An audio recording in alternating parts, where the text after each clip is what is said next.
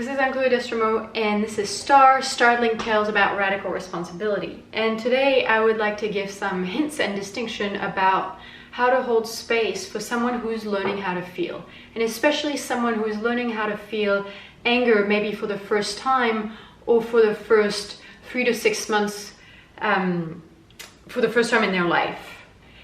First of all, as you're holding space for them, you need to make sure that you have your center, your energetic center on your center, your grounding cord, and your bubble. And you can even invite them to do that, to find their center, learn the distinction of what an energetic center is, what is their physical center, bring their energetic center on their physical center, declare their grounding cord using their energetic body, and declare their personal bubble of space with their energetic body as an energetic distinction. And from there, you can easily make the distinction soon that there's a difference between catharsis and cathexis. And in possibility management, we do not do catharsis. Catharsis is the process of releasing the feeling, like releasing the anger, as if within the old map of thought where that anger is bad. So I need to blow it out, take it out of my body, and then thinking that it will go away forever. The major discovery is that anger is one of your inner resources. It is one of your territory in your emotional body. You cannot get rid of your anger, and therefore your anger has use. And this is what cathexis is for. Cathexis means using the information and the energy of the feeling for transformation. And especially with regards to emotional anger, is using the information and energy of emotional anger for healing and transformation. And this is what you're holding space for. There's two really main things that you will be doing as you're holding space. One is providing clarity, providing distinction, because cathexis can only work if there's the clarity and the distinction of I can use my anger. How can I use my anger? And many other distinctions that I will be talking about in the next minute. This is one of your job. And the other one of your job is to both be very clear with your client of where they are. Give them their X on the map. And I'll be giving an example of what that means. And that means you need to be connected with them to see and feel and sense where they are in your 5 bodies. And then from there, you can give them the possibility of walking into new territories. But until your client is exactly where they are right now, not in a fantasy world about where they think they are or what they think is possible, bring them to where they are, and from there you can move together. Your client can move. So as you start letting them feel their anger with more and more intensity, there's a few distinctions that are really useful in this first learning how to feel process, which is the intensity of the anger. The intensity of the anger will be between 0 and 100%. So you cannot feel more than 100% anger. And to have the clarity about how much percent anger is being expressed right now is extremely useful, because if I say, well, I feel 3% angry because the light is turned on and I want to turn it off, that's what my anger is telling me, to I feel 80% angry because you didn't turn the light off. Can you feel the difference of it? One is actually a feeling and one is an emotion. So it is very useful information. So as your client goes, tell them, okay, this you're feeling about 11% anger. You're feeling about 17% anger. You're feeling, okay, around 20-21% of intensity anger, their sound will start coming out. So there will be moaning or groaning, and above 23%, the mouth opens and finally the sounds start coming out. Okay, so it's an anchor point for you and for your client to get where they are, and keep going until if they're reaching 50% or 73% or 88%, tell them where they are. And it is just like taking an energetic photography of, when I feel 88% anger, this is the experience. If they go up to maximum anger, whatever maximum is for them right now, and they come to an end, you can ask them, what percentage was it? You ask them first, and then you can just regulate if it was not completely accurate. Just tell them from your own feelings detector. And another distinction from there is to ask them if they are okay. Because if they can go up to 43% anger and they are okay right now, that means for the rest of their life they can go up to 43% anger and be okay. And this is a totally new experience for most people, to get that they can feel angry and not be broken or damaged or unprofessional or out of control. This is 43% anger and I am okay. Very important distinction about the percentage, the intensity of anger. Another distinction to bring in is whether the anger is pure, just a pure anger, or if it's mixed with other feelings. So if it's mixed with sadness, the result is depression. If it's mixed with fear, the experience is hysteria. If it's mixed, for example, with joy, which is a possibility, then the experience is this Schadenfreude, this wish to pain other people, to create pain in others.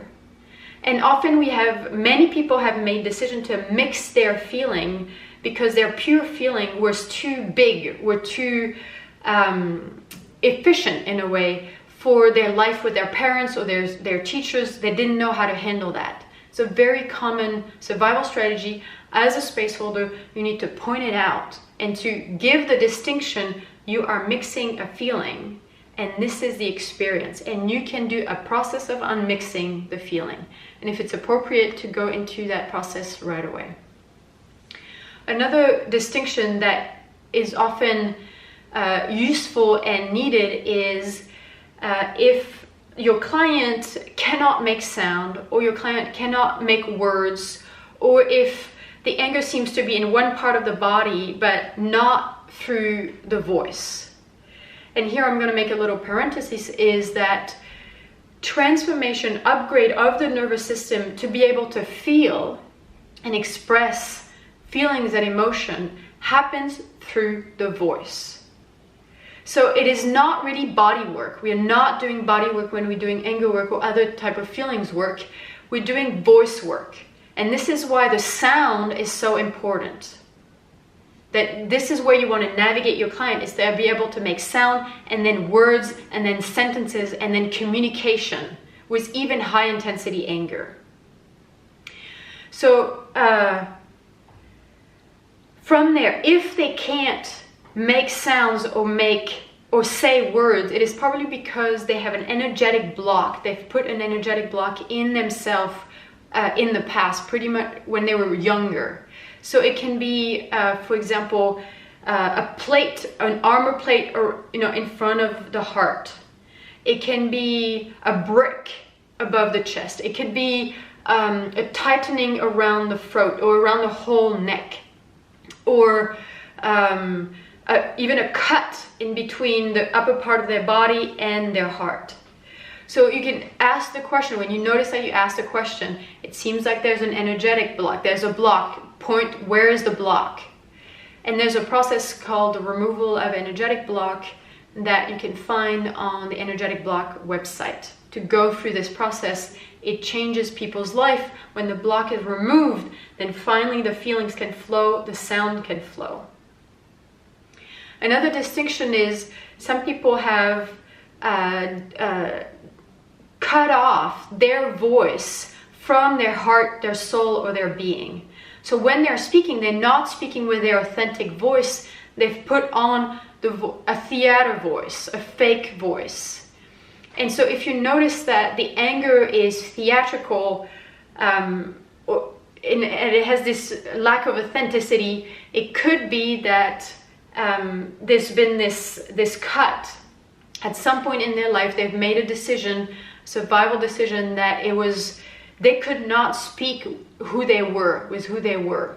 And so you can go back into the moment, go back to the moment where that decision was made and distill, okay, what was the survival need? Why was it a desperate choice to cut off from your own voice? So this is another possibility. It could be another distinction that could be useful is that they could have put their anger in some parts of their body. For example, a lot of people put their anger in their jaws here, or the tightness, they put their anger here. And so it is useful if you notice that the anger is stuck in one part of the body. It could also be the pelvis. For a lot of women, they put their anger in the womb. That you point it out, you just tell them, and then they can even put a little pressure on the physical part of their body where their anger is, and then let the anger finally flow through the whole body. And where the anger belongs in our physical body, the resonant tissue where the anger belongs are the bones. And so you can let it exit the organ where it was stored. You can also find why was it stored there, what happened, that was the best place to store it, and then let it be put back into each bone where it belongs. So when people are learning how to feel, often what will come up is emotional anger, meaning it will be boundaries that they didn't make. It will be decision that they were adaptive. For example, they were adaptive to somebody else instead of choosing what they really wanted. They didn't say what they wanted, or there was a moment of abuse and they didn't stop it. So all these moments where the anger, because it was not okay to feel, the anger was suppressed and is still in the body. So finally, when it comes up, is to say, now let's go for this healing and express the anger and make use of this anger. And so don't hesitate to go through the emotional healing process of, if a boundary needs to be made, then invite the client to make the boundary with whoever they didn't make the boundary in the past. This is a short introduction to some distinctions, some guidelines when you're holding space for somebody to feel for the first time. And I want to add a few things is, the point of learning how to feel is not to go to 100% the first time. So already feeling, if your client feels 5% pure anger consciously for the first time in their life, it is huge. So this is not a competition. It is for you to be connected with the client, to take step by step where they can go depending on their matrix and the ability to really hold the process.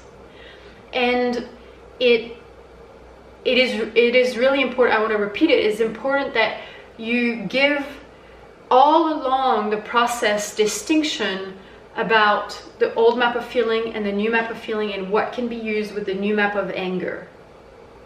And the distinction about centering, about authority, about boundary, about blocks, all of that helps the client to get where they are, and then they can move from there.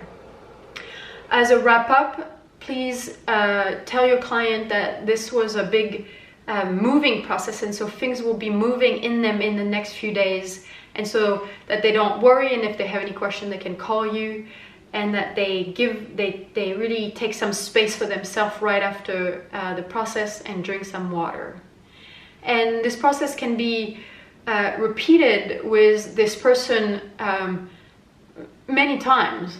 So really learning how to feel is not a one-time checklist process. It is an ongoing learning and evolution process. Good luck with your space holding.